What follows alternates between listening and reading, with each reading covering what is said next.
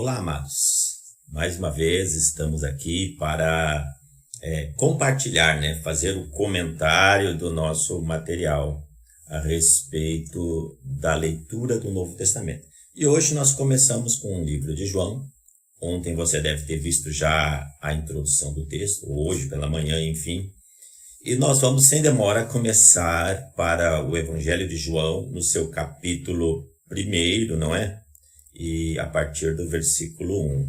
Vocês devem observar que eu sempre estou trajando e vestindo a cor de acordo com o texto da Bíblia. Cada autor terá uma cor distinta para que você memorize melhor as Sagradas Escrituras. Sem demoras, João, capítulo 1. A palavra começa, ou melhor, o Evangelho começa dizendo assim: no princípio era o Verbo. E foi intencional da parte de João, porque em hebraico a palavra no princípio é Bereshit, que tem a ver com o livro de Gênesis, que em hebraico é Bereshit, e significa no princípio. Era o nome dado ao livro de Gênesis, pelos hebreus. Então, ao João escrever Bereshit, ou em caso no grego aqui, en arche, que você pode encontrar aqui no texto grego, en arche, ele está fazendo uma alusão ao livro de Gênesis, falando que Jesus já existia lá no livro de Gênesis. Ele utiliza a palavra verbos, que quer dizer logos, tem a ver com a palavra. O conceito de palavra como sendo Deus, ou de sabedoria como sendo Deus, já vem lá no Antigo Testamento, com o pessoal da sabedoria, o contexto da sabedoria hebraica, os livros sapienciais. Então, João começa com uma forma muito intuitiva, com uma intenção muito forte, mostrando que Jesus já era o princípio, Jesus está correlacionado com o Antigo Testamento, está correlacionado com Gênesis, ele é a palavra de Deus, ele estava na execução da palavra de Deus, ele estava no princípio com Deus, remontando Jesus para o período de Gênesis. Todas as coisas foram feitas por meio dele, sem ele nada do que foi feito se fez. E é muito pontual, ou seja, desde o começo, João já enfatiza que Jesus é o Filho de Deus. Não apenas o Filho de Deus, mas a encarnação do próprio Deus. Ele procede à vida e a vida é a luz, o esclarecimento dos homens. Esta luz que é Jesus vem contra as trevas e as trevas não podem prevalecer. Agora entra um ponto importante no relato de João, que João começa, apesar dele ter feito esse contexto de Gênesis, esta interação com o livro de Gênesis, ele começa a partir no versículo 3, contando a partir do testemunho de João Batista. Por quê? Porque a partir de João Batista que João e André passam a se tornar discípulos de João Batista. E que, portanto, agora se tornam discípulos de Jesus. Ou seja, o Evangelho de João, ele estabelece a partir do momento em que ele próprio é testemunha ocular. Fala sobre João Batista, como ele veio para testificar a respeito de Jesus, ser um precursor de Jesus. Ele mesmo afirma que não estava, que não era o Messias, mas que era um precursor. E ele dá aqui uma introdução neste prefácio, um prefácio do livro, capítulo 1, os primeiros versículos, do propósito, Verbo estava no mundo, que é Jesus, o mundo foi feito por meio de Jesus, mas o mundo não quis saber de Jesus. Veio para o que era os seus, e aqui são os judeus, os hebreus, os judeus, e os seus não receberam. E por causa disso, então, porque os seus não receberam, agora dá oportunidade para que todos aqueles que venham receber a Cristo venham se tornar filhos de Deus, a saber os que creem no seu nome. Outro ponto fundamental aqui, nós encontramos algumas palavras-chave. A palavra como logos, no grego, que é o verbo. A palavra bereshit, ou no princípio, nós encontramos aqui. Outra palavra-chave que nós encontramos é filhos de Deus. E um termo muito importante, fé. Todo este propósito, nós vamos ver lá no final, no último capítulo de João, que ele fala que o intuito da escrita deste evangelho é para que as pessoas crendo em Jesus através dos seus sinais. Então você vai ver sempre sinais que conduzem as pessoas à fé. Qual é a diferença de um sinal e de um milagre? Ou do sinal e de uma maravilha? O sinal é sempre um milagre ou uma maravilha que aponta para algo maior, como o próprio nome indica, né? Sinal significa placa, apontamento. Então, todo milagre de Jesus irá apontá-lo como Filho de Deus, a fim de que as pessoas creiam no seu nome e assim então sejam salvos. E esse é o maior sinal, né?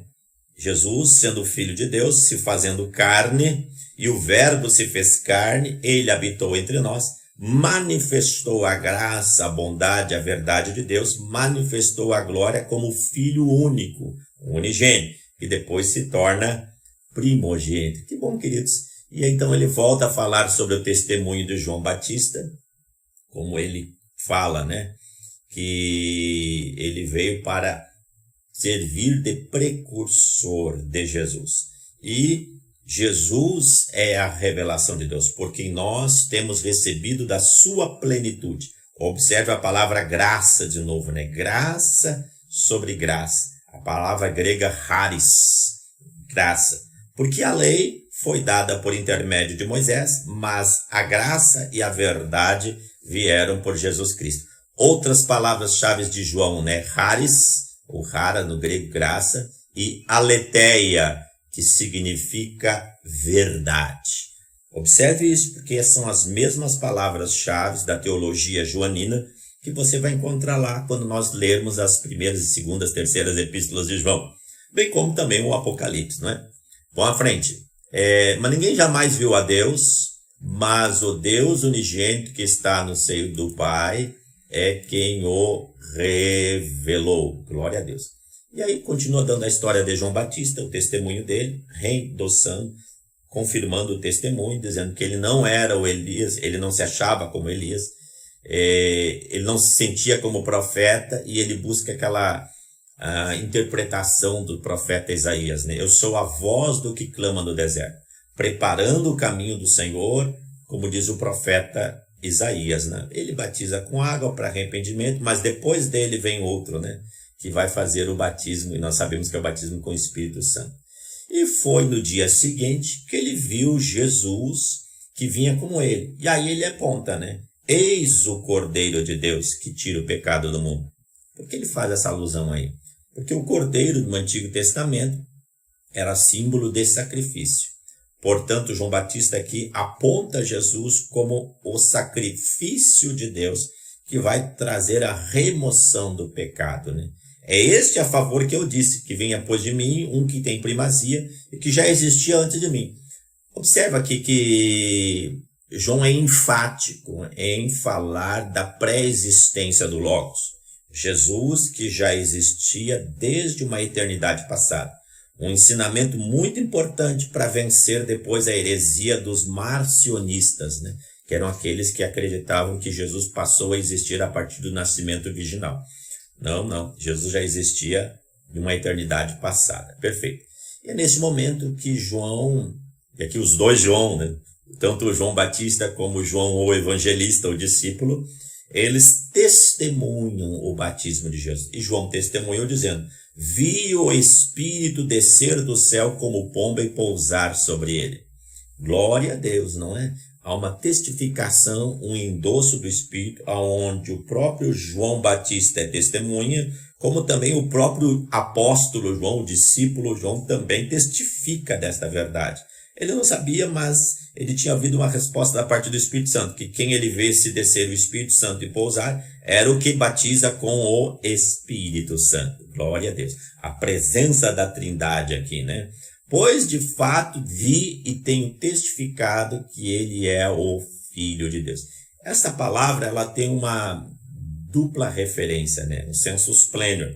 Tanto de fato João o Batista viu e testificou que é o Filho de Deus, como de fato João o apóstolo também viu e testificou que João é o Filho de Deus.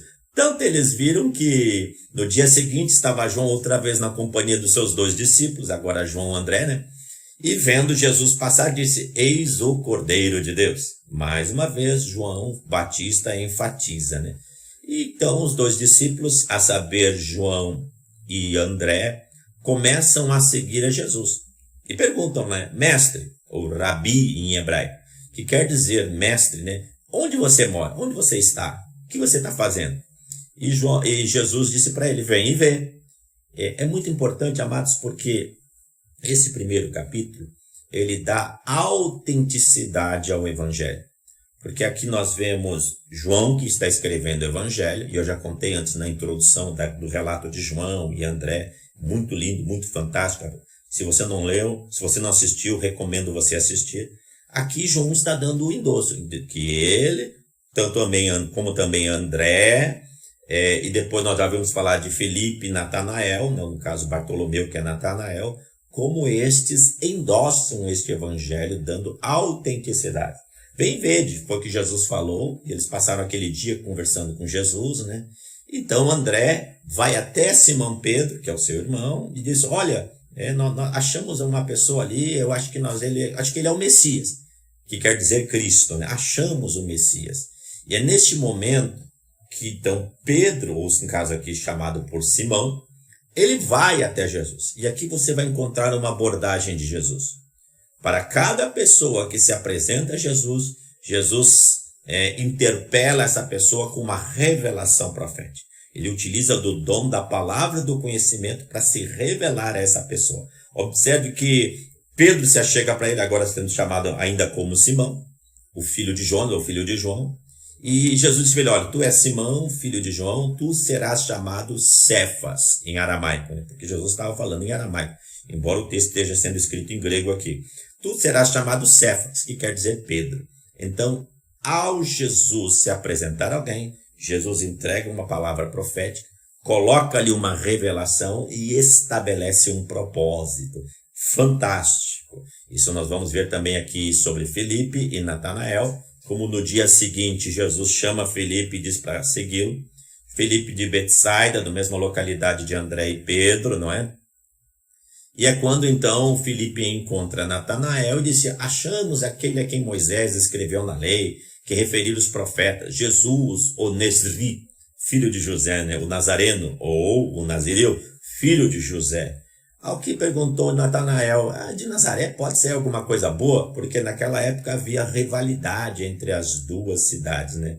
Natanael era de Caná, rivalidade com os nazarenos, né? Os de Nazaré, melhor, né? Então Jesus viu a Natanael e com a abordagem padrão que Jesus sempre estabelece, larga uma palavra de revelação, entrega o recado para o homem, para que a pessoa creia, né? Aproximar-se disse a seu respeito, eis aí um verdadeiro israelita em quem não há dolo. É quando Natanael pergunta, vem cá, mas de onde é que você me conhece? E ele entrega a revelação, eu te vi sentado debaixo da figueira. Show, fantástico. Esta é a abordagem evangelística de Jesus, uma abordagem do poder na revelação do Espírito Santo. Com isso, então, Jesus está endossando Bartolomeu, ou Natanael, como um homem que tem, que verdadeiro homem de Deus, que não há dolo algum, para que depois Natanael, lá na frente, o Bartolomeu pudesse levar esse evangelho para as igrejas que ele estava ali, nas margens daquela região ali abaixo do Cáucaso. Muito bem, perfeitamente. E ele fala, olha, vocês vão ver coisas maiores ainda, ó. Vocês vão ver os céus abertos, os anjos subindo e descendo sobre o Filho do Homem. Tudo isso para acrescentar sinais, para que os sinais apontassem para Jesus e levassem Jesus ao entendimento, as pessoas ao entendimento de que Jesus é o Filho de Deus. Queridos, vamos ao capítulo 2. Hoje nós vamos fazer somente 3 capítulos, porque o texto é riquíssimo. É quando Jesus vai para Caná da Galileia. Nós falamos na cidade de Natanael. E ali ele é convidado, ele como sua mãe e seus discípulos são convidados para uma festa, né? Ele está ali tranquilo e nesse momento Maria percebe que existe um problema porque está terminando ali o vinho. E ela então chega para Jesus e diz, olha, Jesus não tem mais vinho. Por que ela faz isso? Porque ela sabe que Jesus faz milagre. Com certeza Jesus já deve ter suprido muitas coisas na casa deles, com ela, como também os seus irmãos, gerando milagre, né? Que tenho eu contigo? Ainda não é chegada a minha hora, né? Está dizendo, olha, espera um pouquinho aí. Mas ela, como uma boa semita, não aceita o não na primeira, são persistentes, Vai lá, faz tudo o que ele está mandando, e acabou acontecendo como eles querem que seja mesmo. E é nesse momento em que ele pede para encher de água, e essa água se torna em vinho, símbolo, né, da alegria do casamento. Muitas vezes nós pregamos isso em matrimônio. Agora, o importante é o seguinte, versículo 11. Com isto, deu Jesus princípio aos seus sinais. O que é um sinal? É uma ação maravilhosa, um milagre que aponta para algo importante. O que é o sinal em Caná da Galileia? De que Jesus é o Filho de Deus. Manifestou a sua glória, cheio de glória, né? E seus discípulos então fizeram o quê? Creram nele. Com isso ele dá um resumo do capítulo, né? Também do livro. Jesus faz sinais, manifesta a glória para que você se torne discípulo e acredite nele. E então eles desceram para Cafarnaum com sua mãe, seus irmãos, seus discípulos e ficaram ali não muitos dias. E é neste momento que Jesus então tem o primeiro episódio que ele vai para Jerusalém aqui na Páscoa. E aqui ocorre uma harmonia dos evangelhos. Alguns interpretam que se tratava daquele mesmo relato, só que lá no final do ministério de Jesus, quando ele entra em Jerusalém e faz a limpeza no templo. Outros, e eu acho que é mais coerente ao texto, interpretam que houve duas purificações do templo. Essa se deu no início do ministério de Jesus, enquanto que a outra se deu no final. Bom, nós não temos evidências plenas para dizer se foi uma ou duas, mas está na palavra, nós cremos, bênção completa, não é? Então Jesus vai até Jerusalém, ele faz uma limpeza. Lembraram então seus discípulos, está escrito, o zelo da tua casa me consumirá. Perguntaram, pois, os judeus, que sinal mostra para fazer estas coisas? Observe a importância de um sinal para autenticar, para dar evidência, dar autoridade sobre aquilo que Jesus estava fazendo. E Jesus já aponta para isso, né? Vocês vão destruir o santuário, eu vou edificar em 3 dias. Jesus já desde o início falava sobre a sua morte e ressurreição. Eram as pessoas que não entendiam esse milagre, não é? E assim tá, queridos. Muito bem, e nesse sentido assim, estando ele em Jerusalém durante a festa da Páscoa, muitos vendo os sinais que faziam, que conta o sinal, aponta para Jesus, qual é o propósito do sinal? Creram nele, creram no seu nome, né? Mas o próprio Jesus não confiava na natureza humana, porque ele bem sabia como era a natureza humana. E com isso agora nós vamos para o nosso terceiro e último capítulo. E você vai observar assim que em cada capítulo sempre é uma experiência particular. João está querendo trazer um evangelho intimista, um evangelho onde fala de relacionamentos pessoais, né? Primeiro capítulo, relacionamento de Jesus com os principais discípulos. Segundo capítulo, relacionamento dele numa festa de casamento. Terceiro capítulo, o relacionamento dele agora com Nicodemos, que era um mestre em Israel, né? E esta de noite foi ter com Jesus e disse, Rabi, ou quer dizer mestre. Sabemos que és mestre vindo da parte de Deus, porque ninguém pode fazer o quê? A palavra-chave, sinais, não é? Sabemos que ninguém pode fazer os sinais que tu fazes se Deus não estiver com ele. A palavra sinal em grego é simeia, né? Simeios, em grego, sinais. E a isso Jesus já dá de entrada, né? Ele já fala assim, em verdade digo que se alguém não nascer de novo, não pode ver o reino de Deus. Jesus está entregando uma palavra de conhecimento, uma revelação. Apesar de Nicodemos ser considerado um mestre, pertencer ali ao Sinahedrin, o Sinédrio em Israel, ele não era convertido. Ou seja, a essência é, se você quer se tornar um discípulo de Jesus, você precisa do novo nascimento, da regeneração, da conversão. E naquilo, Nicodemos não entendeu direito, falou assim, como é que eu posso voltar ao ventre materno sendo velha, né? E Jesus disse para ele assim, não, cara. Em verdade, eu te digo que você tem que nascer da água e do Espírito para entrar no reino de Deus. Tem que se converter, tem que nascer de novo. O que é nascido da carne é carne, o que é nascido do Espírito é Espírito. Importa-vos nascer de novo. E ele fala sobre as experiências do Espírito. Outra característica que você encontra no Evangelho de João é essa relação que ele tem com a presença, com o poder, com a pessoa. Observe bem, pessoa do Espírito Santo. O vento sopra onde quer, ouve sua voz, mas não sabe de onde vem nem para onde vai. assim é todo que é nascido do Espírito. Falando sobre o novo nascimento. Ora, ninguém subiu ao céu, senão aquele que de lá desceu, a saber quem? O Filho do Homem. Observe como também João utiliza as prerrogativas de Filho do Homem, à semelhança do que nós observamos no Evangelho de Lucas. Lembre-se, Mateus fala de Jesus como o Filho do Rei, o Rei dos Reis. Marcos fala sobre Jesus como o servo sofredor. Lucas fala sobre Jesus como o Filho do Homem. E João é taxativo em dizer que Jesus é o Filho de Deus. Glória a Deus por isso, né? Todo aquele que nele crê tem o quê? A vida eterna. A ênfase está nessas questões da vida eterna. Como João fala lá na sua epístola, né? E esta é a promessa que ele nos fez, a vida eterna. Ele estabelece aqui a missão do Filho, né? Porque Deus amou ao mundo de tal maneira que deu o seu Filho unigênito, Jesus, o Filho unigênito, para que todo aquele que nele crê não pereça, mas tenha vida eterna. Este versículo se torna o versículo-chave do Evangelho de João e, por conseguinte, se torna o versículo-chave de toda a Bíblia, não é? Crer em Jesus para não morrer, não perecer, mas ter vida eterna. Porque Deus enviou o seu Filho ao mundo, então é muito taxativo que Jesus é o Filho de Deus no Evangelho de João, não para que julgasse o mundo, mas para que o mundo fosse o quê? Salvo por ele, né? Coisa gloriosa.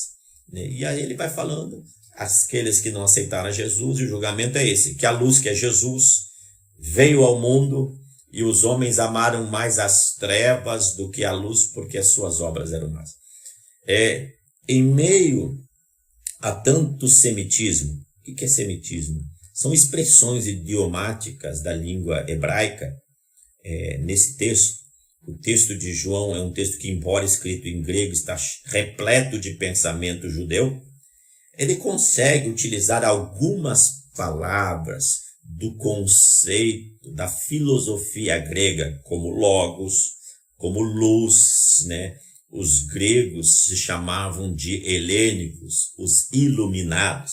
E João está dizendo aqui, cara, os verdadeiros iluminados são os discípulos de Jesus, aqueles que não amam as trevas, né? Então, observe como ele está utilizando essas palavras. Usa o contexto chamado cosmos no grego, que significa luz, skotos, ou escotia, que tem a ver com trevas, né? Então, João, ele é profícuo em falar palavras para um povo grego dentro de uma filosofia grega, para que eles entendessem a verdade da palavra de Deus. É neste momento que ele fala aqui sobre os discípulos, né, o testemunho de João Batista, mais uma vez João Batista endossando, né? E aqui João Batista, ele fala a respeito disso, de que Jesus começa a batizar mais discípulos que os próprios discípulos de João Batista. E ele fala que não, nele está cumprindo a vontade de Deus, de ver que Jesus está crescendo e que ele diminua. Se torna também uma máxima para nós como discípulos, né? Convém que Cristo cresça em nós e que nós possamos diminuir cada vez mais. Quem vem das alturas certamente de cima, e todo aquele que é terreno fala da terra, mas ele fala das coisas de cima, né? Porque Deus fala a palavra dele, né? O enviado de Deus fala as palavras de Deus, porque Deus não dá o Espírito por medida, né? Um Espírito sem limites. Que você possa receber o Espírito Santo sem limites também. E aquele que crê no Filho tem a vida. Mas o que se mantém rebelde contra o Filho não verá a vida, mas sobre ele permanece a ira de Deus. Muito bem, queridos. Com isso nós encerramos este episódio, esse comentário da leitura. Vamos passar aqui, com licença. Perfeito. Nós encerramos esse episódio e queremos que você continue perseverante. Não desista, seja firme, aprenda a palavra, se dedique na palavra, se esmere pela palavra de Deus, não é? Estamos aqui para abençoar. Pode compartilhar esse vídeo com todo mundo, porque todo mundo precisa ouvir a palavra de Deus. Graça e paz da parte de nosso Senhor Jesus Cristo. Até amanhã. Deus abençoe.